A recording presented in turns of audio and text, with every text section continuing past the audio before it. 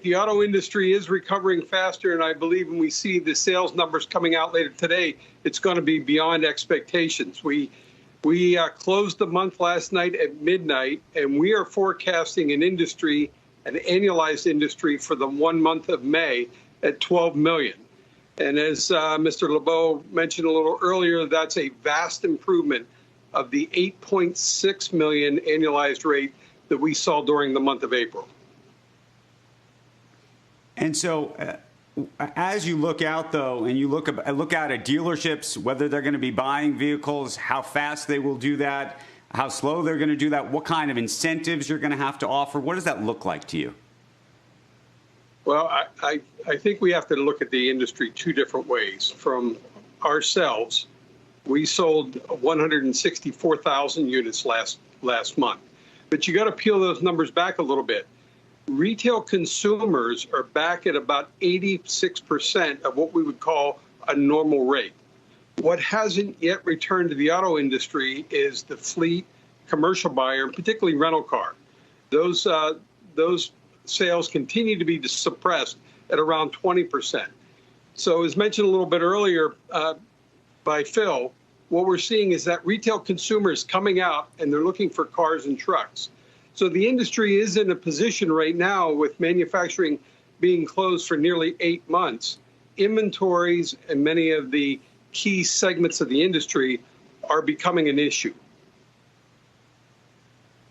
Let me ask you it's not a political question, but it's really a question of this moment. There were some reports that some car dealerships have experienced damaged cars, stolen cars, and things even over the past couple of days. And I was curious whether the company has been talking to dealers about that and things that they can or cannot do to protect themselves.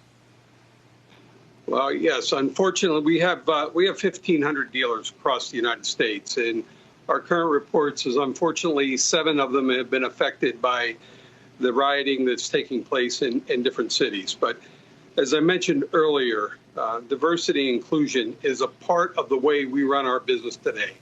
The rioting, we believe, is unacceptable, but as is any form of racism. So we're counseling our dealers to first be safe themselves, protect their customers, protect our consumers.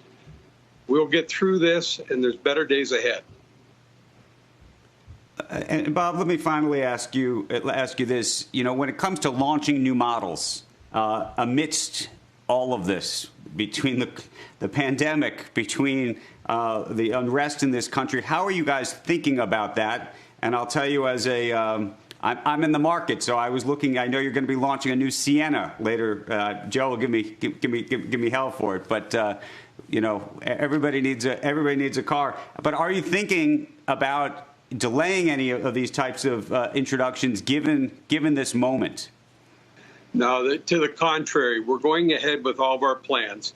Last month, about 2 weeks ago, we did 2 virtual launches of 2 new vehicles. We're reintroducing the Venza, and as you indicated, an all-new 4th-generation Sienna, which will be 100% hybrid drive for both models, and both models will be available for all-wheel drive. So we really think it's suited to today's market.